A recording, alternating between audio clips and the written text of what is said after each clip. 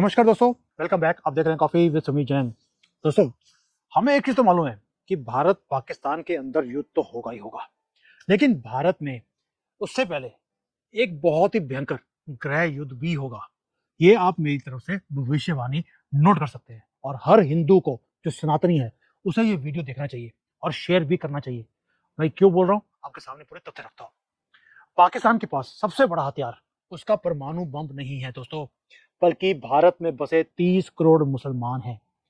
ये बात मैं नहीं कह रहा हूं, ये बात 1980-90 में जो उनका जनरल था, जनरल जियाउल हक, ये उसने कहा था। उसने ये भी कहा था कि जब भारत में पाकिस्तान से ज्यादा मुसलमान हैं तो हमें वहां लड़ने के लिए अपने सैनिक भेजने की जरूरत ही क्या है। ये कौन बोल रहा है? उनका जनरल। और तब से पाकिस्तान ने अपनी सारी जो सोच है, जो उसकी स्ट्रेटजी है, उसे ही बदल दिया। अब उसने भारत के जो मुसलमान हैं उन्हें रेडिकलाइज करने में इन्वेस्टमेंट करना शुरू कर दिया है। हर शहर, हर गली में ये जो मदरसे हैं वो खोल दिए हैं। और मदरसों में शिक्षा कौन सी पाई जाती है, हजारों उदाहरण है इसके कि मैं बता नहीं सकता आपको। और मदरसे का मतलब क्या है? मदरसा, मैड रस आने दे, मतलब पागलपन का रस आने दे। ये एक नीति है पाकिस्तान की। फंडिंग ली गई सऊदी अरेबिया से, मिडिल ईस्ट कंट्री से, और भारत के अंदर ये जिहादी तैयार किए जा रहे हैं बचपन से। और उसके बाद इसको सपोर्ट कहां से मिली?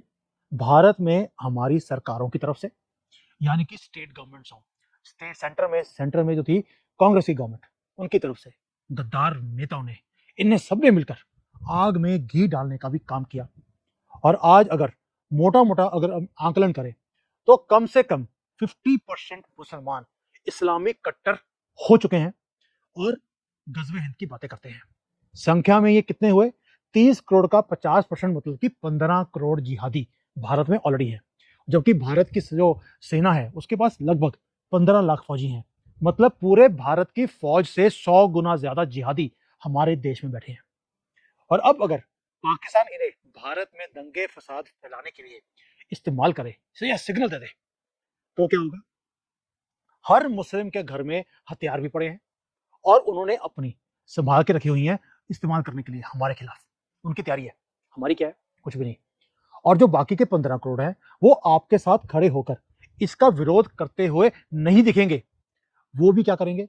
वो सिर्फ एक दर्शक बन जाएंगे, देखेंगे हवा का रुख किधर है, और शोर मचाएंगे कि देखिए बाकी के 15 करोड़ मुसलमानों के साथ कितना अत्याचार हो रहा है, यहाँ पर तो माइनॉरिटी की ना रहने की जगह नहीं बची।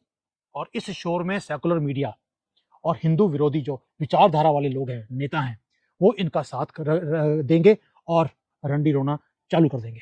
पूरी दुनिया में इस चीजों को फैलाया जाएगा और आपको कदमों में लेके आया जाएगा। और अगर 2-4% मुसलमान सचमुच में इसके विरोध में होंगे भी, तो उनकी औकात क्या है? जैसे पहले भी हमने देखा, जब 1947 में भारत का विभाजन हुआ, तब ये 4-5% लोग थे जो इसके विरुद्ध थे। उनकी सुनता कौन है? और पिछले कुछ समय से भारत के अलग अलग शहरों में किसी ने किसी बहाने से 50,000, कभी 1 लाख मुसलमान को इकट्ठा किया और उन्हें हिंसक प्रदर्शन करने के लिए मजबूर किया गया, और उन्होंने भरपूर किया भी। देखिए, इनको मौका चाहिए होता है।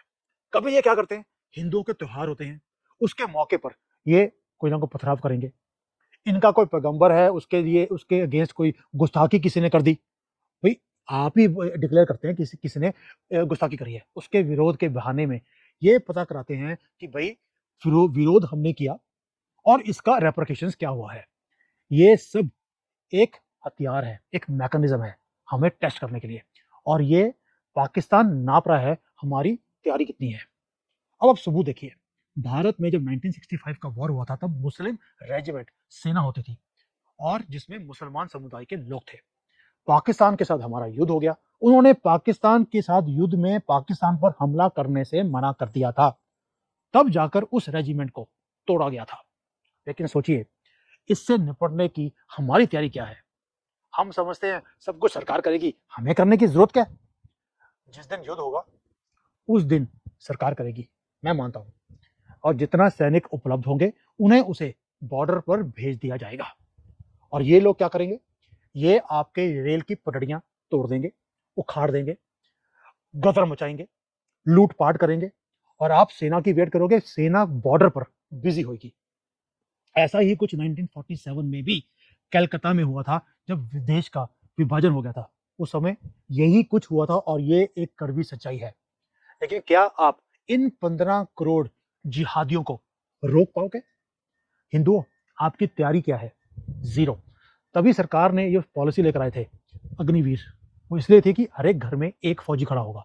मुसलमान तो फौज में जाते नहीं है, हिंदू जाता है। और इसीलिए उस पॉलिसी का विरोध किया गया था, क्योंकि उनको भी मालूम था कि मोदी जी फ्यूचर की लड़ाई के लिए, इन जिहादियों को नापने के लिए हर घर में एक फौजी खड़ा कर रहे हैं, एक सरदार खड़ा किया जा रहा है। और आपने सबने मिलकर उस पॉलिसी को समझा नहीं और उसका विरोध करना शुरू कर दिया। देखिए, आपको एक चीज समझनी पड़ेगी कि जो युद्ध है वो जिस स्तर पर लड़ा जाता है, उसका मुकाबला भी उसी स्तर पर किया जा सकता है। लेकिन तैयारी चाहिए। जो दुश्मन है उसमें सामाजिक स्तर पर लड़ाई लड़ने को अपनी तैयारी लगभग पूरी कर ली है।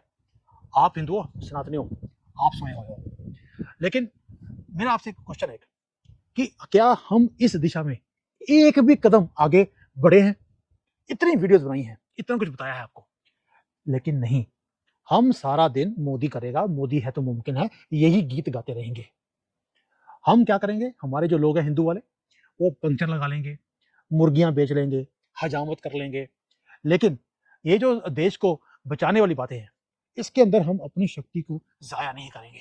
हमें लगता है यार ये हमारे काम की बात नहीं है, हम कबाड़ खरीद के बेच लेंगे, लेकिन देश तो मोदी है तो मुमकिन है बचा लेगा। क्योंकि हमें, उनको तो अपना लक्ष्य तय कर लिया, तय करके रखा भी हुआ है।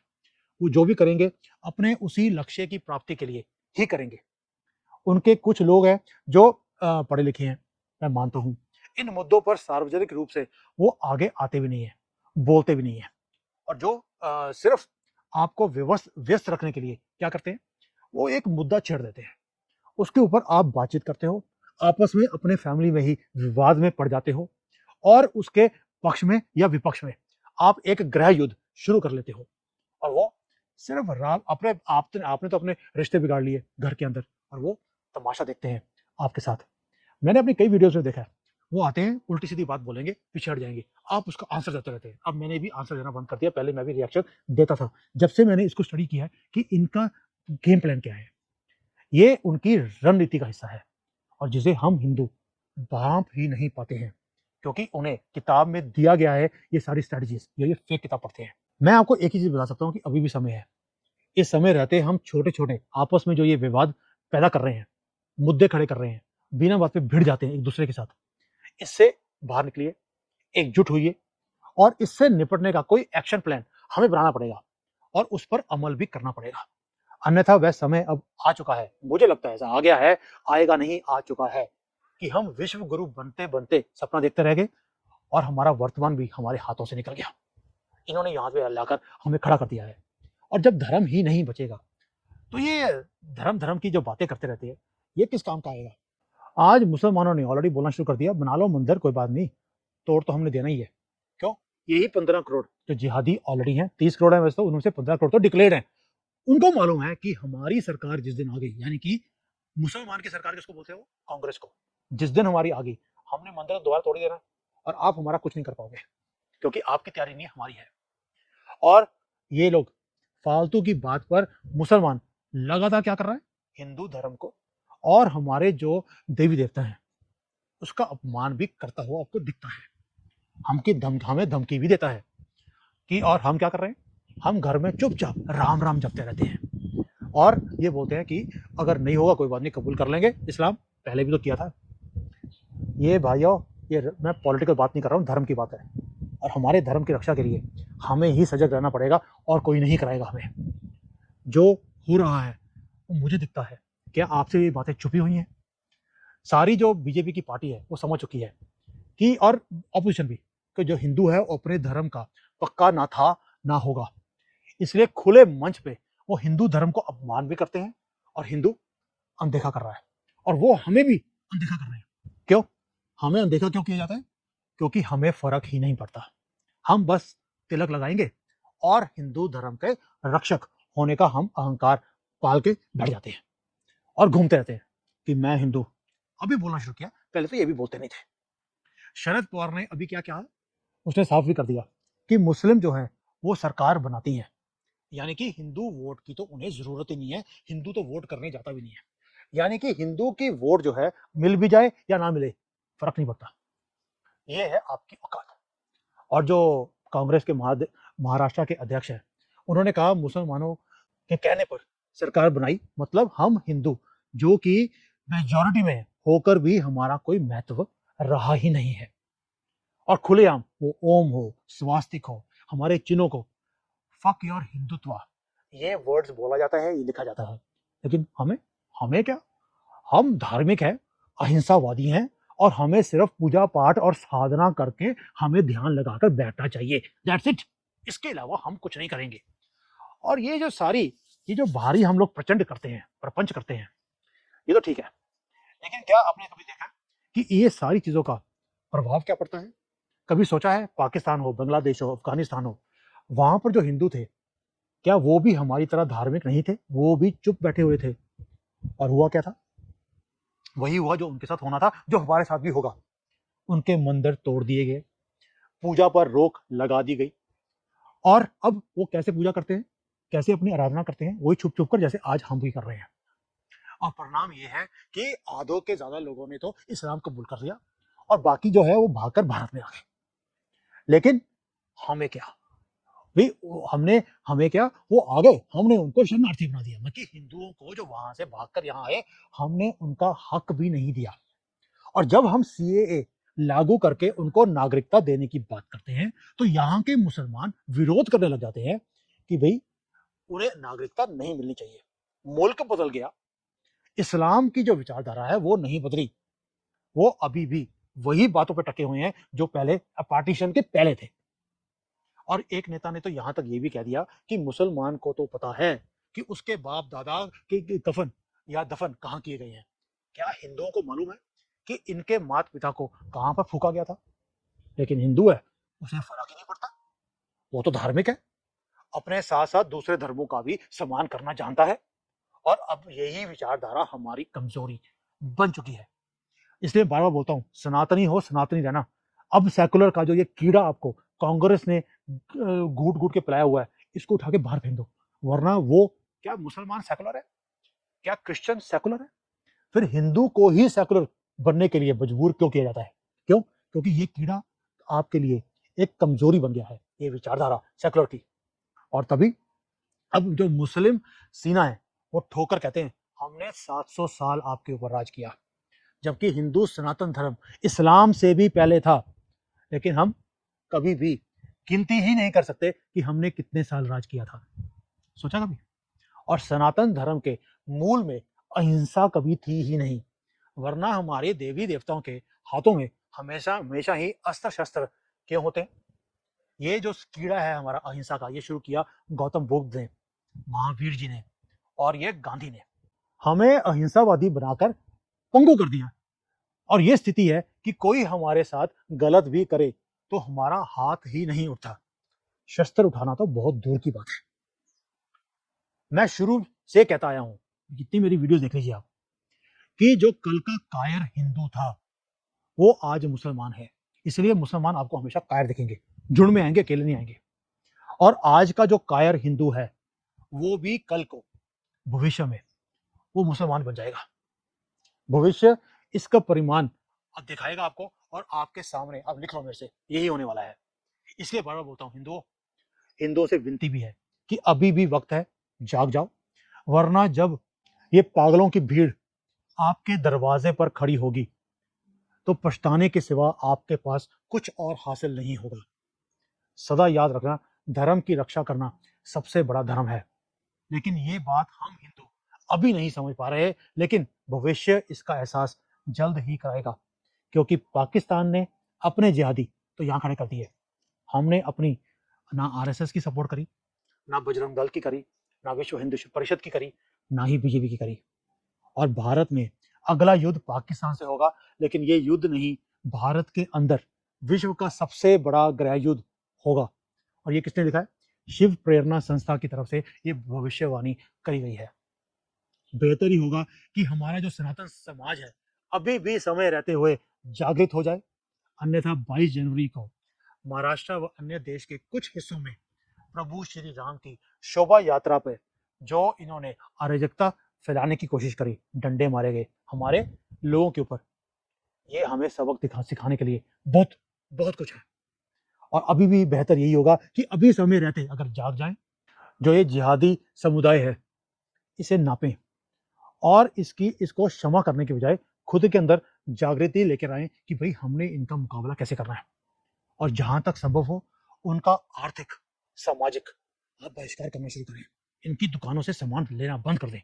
वो सस्ता बेचते हैं, मत जाइए, तभी इनको ये कंट्रोल में आएंगे।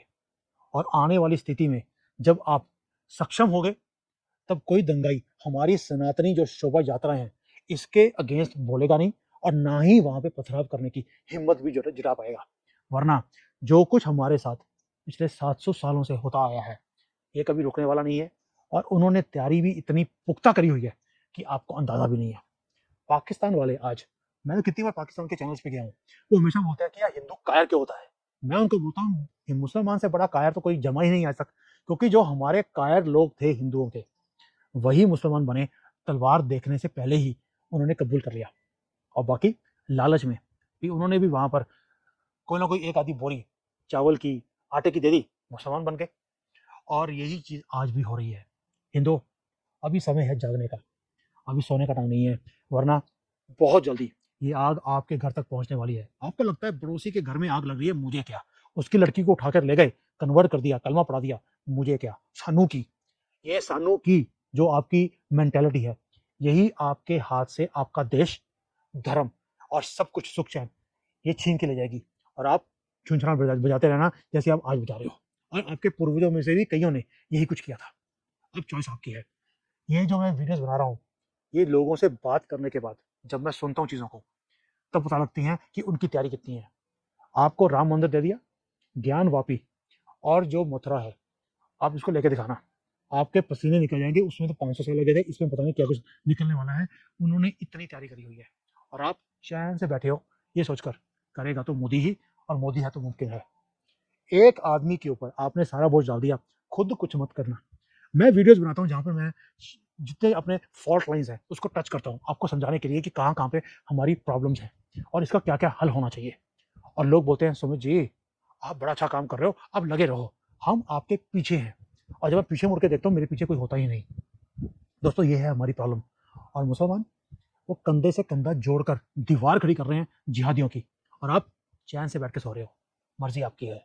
जय हिंद, वंदे मातरम, और गर्व से बोलता हूँ जय Shri Ram. Hi there. If you liked the video, please don't forget to smash the like button, subscribe to our channel, and activate the bell icon so that you receive all notifications whenever we upload a new video. Thanks for watching.